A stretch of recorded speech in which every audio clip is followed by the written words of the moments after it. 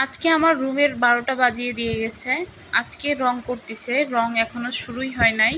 আর আমার জিনিসপত্রের উপরে অলরেডি অনেকগুলো রং ওরা ছিটাছুটি করছে।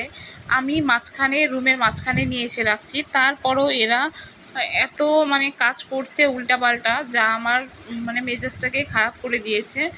যাই হোক, রুমে কাজ চলতেছে, আমি আমার জিনিসপত্রগুলো যতটুকু পারি ততটুকু আমি গুছিয়ে রেখেছি। কিন্তু কিছু কিছু মিস্ত্রিরা আছে আসলে গাফিলতিভাবে কাজ করে। কিভাবে কাজ করছে দেখুন, আমি আমার জিনিসপত্রগুলো যতটুকু পারি ততটুকু সুন্দর করে মাঝখানে গুছিয়ে রেখেছি, কিন্তু এর ভিতর থেকেই এরা বিভিন্ন ধরনের এই যে জিনিসপত্রের উপরে রং ফেলছে। আমি বুঝলাম না, আমি গুছিয়ে রাখছি, এর ভিতরে এদের কি কাজ? এরা কি এর ভিতরে দেখছে?